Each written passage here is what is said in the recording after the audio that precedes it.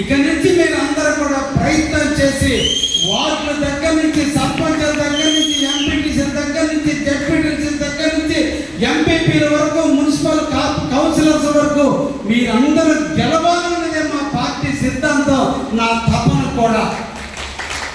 నా గమ్యం పూర్తి చేయాల. నేను గెలిచేసాను, ఇంకా 5 ఏళ్ళు నాకు ఇబ్బంది లేదు. కానీ నేను ఊరు వదిలిపోలా, మిమ్మల్ని వదిలిపోలా. నా శరీరం, నా ఆలోచనలు, నేనంతా కూడా రేపటి రోజున మిమ్మల్ని అందరినీ గెలిపించడానికి కర్పూరంలాగా కరుగుతున్నానే తప్ప మీకు వెలుగునివ్వడానికి నేను ఎక్కడికి పోలా. తీరుతా మిమ్మల్ని మీ గ్రామాల్లోనూ మీ పట్టణంలో హీరోలు చేస్తా.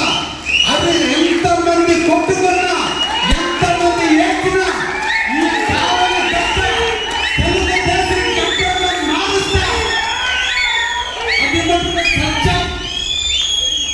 ఎంతమంది దొంగలు ప్రయత్నం చేసినా ఏ ఒక్కరిని ఓడనీయకుండా ఒడిసి పట్టుకుని గెలిపించడానికి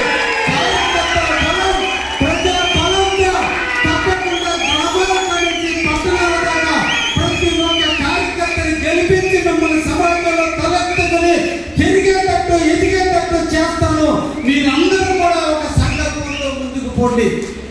పదవులు రిజర్వేషన్ ప్రకారం వస్తాయి, నాయకుడు ఆశించిన ప్రకారం రాదు. అలిగేవాడు యొక్క చరిత్ర వెనక ఒక ద్రోహం ఉంది. రేపటి రోజు నాకు పదవి నా కులానికే వచ్చేటట్టు చేయలేకపోతే నువ్వు పనికిరావు. నాకు వచ్చేటట్టు చేయకపోతే నువ్వు మంచోడు కాదు.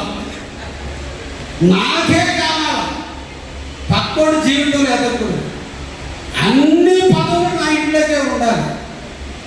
అన్ని పనులు నాకే కావాలి. ఆర్థికంగా నేనే సంపాదించుకోవాలి. దోచుకున్నా నేనే దోచుకోవాలి. పదవులు మాకే రావాలి. అటువంటి వ్యక్తులు నా దగ్గర ఇవ్వలేకపోతే